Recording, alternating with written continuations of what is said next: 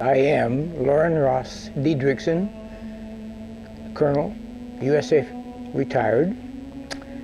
I got a Bachelor of Science degree, and then the Air Force sent me to the Stanford Business School to study management, and then promptly assigned me to Washington, D.C., and I served in the Chief of Staff's office shortly for orientation, and then they put me into the U.S. Atomic Energy Commission, where I became responsible for maintaining the inventory of the accountability of the nuclear weapons stockpile, and involved in the security and the, you might say, auditing the manufacturing facilities and the storage facilities for all the nuclear weapons in the U.S. And I was there, while I was there, I had my first incident with UFOs, which in mid-July they flew over Washington, D.C., and I saw my first 9 UFOs. What year was this? This is July of 1952.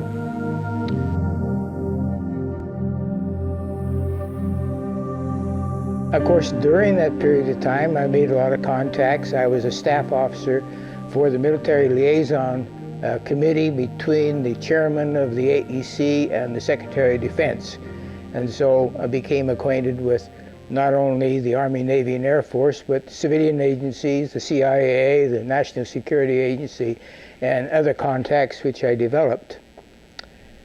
During that period of time, one of my functions was to accompany a security team which visited all of the nuclear facilities to check on the security of weapons. And we were getting reports of visits by UFOs over the storage facilities and even some of the manufacturing facilities. And that went on continuously. Now, we found that the reports, the formal reports, were few and far between, but the security people were reluctant to report many of them because the protocol and the bureaucracy involved in reporting them, they just avoided reporting. Later, I was assigned to the Sandia Corporation as a military liaison, and I was involved in establishing a quality assurance program for the manufacture and the quality and the maintenance of the nuclear weapons. So we had to visit all of the manufacturing facilities, such as the Rocky Flats and the Pantex facility, which assembled the nuclear and non-nuclear components of the weapons.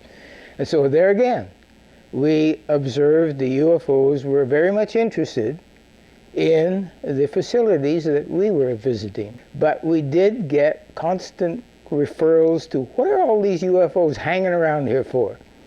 And so then after that siege, this was during the 50s to the entire 50s, then I was assigned to the Unified Pacific Command under Admiral Felt during the 60s, and I was the officer in charge of the alternate command post involved in nuclear weapon operation planning. And during that period of time, I was maintained contacts with NORAD, with the SAC operations, and involved in the single integrated operational plans for the use of nuclear weapons. And during this period of time, I also learned of a number of incidents which happened. And then further on, I finally retired from the Air Force and joined the Boeing Company, where I was assigned to the Minuteman program, where I was responsible for the configuration accounting of all the nuclear fleet of Minuteman 1, 2, and 3. And during that period of time, I also learned about incidents involving nuclear weapons. And among these incidents were a couple of nuclear weapons sent into space were destroyed by the extraterrestrials. In talking to various contacts throughout, they would allude to the fact that these did happen. There was, for example, the missile, Minuteman missile, which destroyed the launch from Vandenberg Air Force Base. That's now a public matter of record. The one incident, for example, was they actually photographed the UFO following the missile as it climbed into space and shining a beam on it, which neutralized the missile.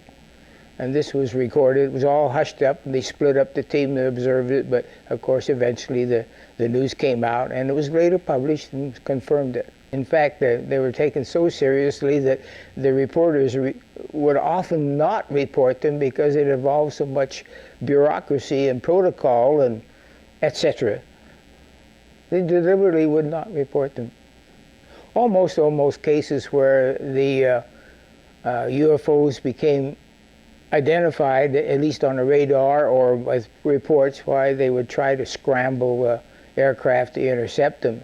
It was a very aggressive, you might say, response from our own government. And that is their major concern, is to preserve the integrity of the Earth, because it affects their own system. Well, there was one incident when we exploded a nuclear weapon over the Pacific, and this was in about '61, I believe.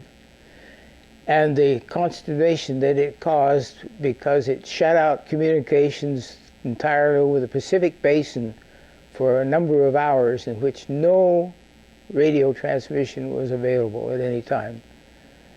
And this was very significant, and of course, this was one of the things that the extraterrestrials, later I learned, were highly concerned about, because it affected our ionosphere, and in fact, spacecraft were unable to operate because of the pollution in the magnetic field of which they depended upon. The very end of the 70s or the early 80s, we attempted to put a nuclear weapon on the moon and explode it for scientific measurements and other things, which was not acceptable to the extraterrestrials. And what happened? They destroyed the weapon before it got to the moon. With reference to the incident which our government sent a nuclear weapon for explosion on the moon's surface, it was tended to, as I understand it, to assess some scientific data and reaction and so forth. The idea of any explosion in space by any Earth government was not acceptable to the extraterrestrials, and that has been demonstrated over and over.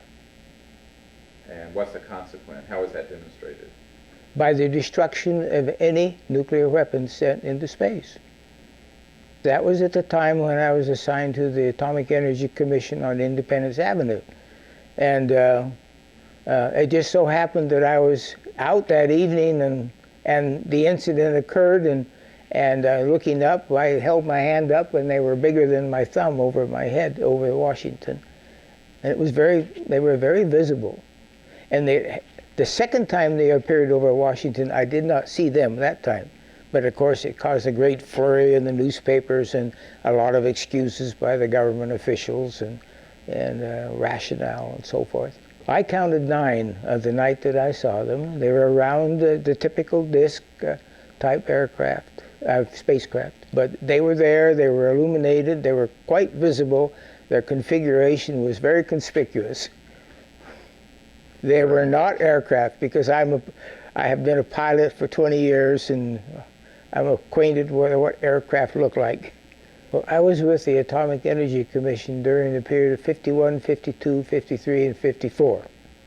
And at that time, as I said, one of my functions was to visit all of the storage facilities throughout the United States for security purposes, to see that at that time, the custody of the nuclear components was in control of the civilians.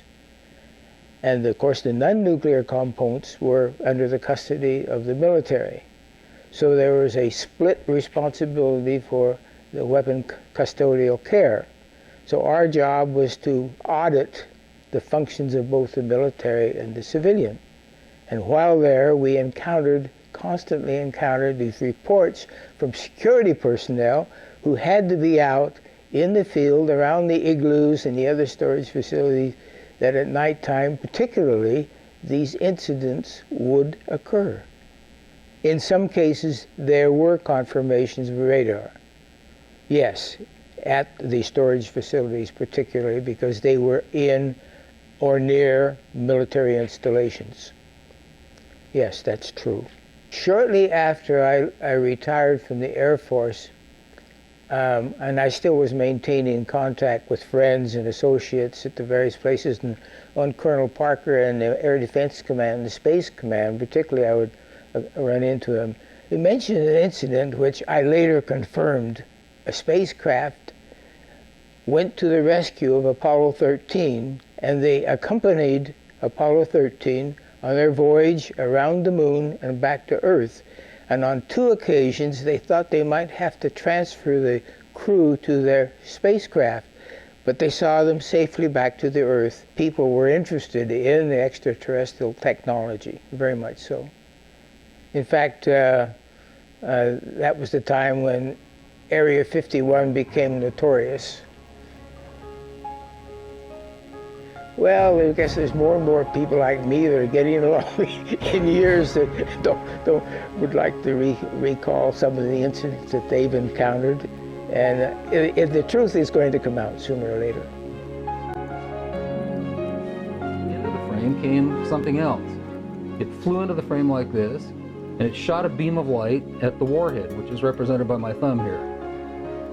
Now, remember, all this stuff is flying at several thousand miles an hour. So this thing fires a beam of light at the warhead, hits it, and then this thing flies up like this. Meanwhile, we're all going like this, fires another beam of light, goes around like this, we're going like this.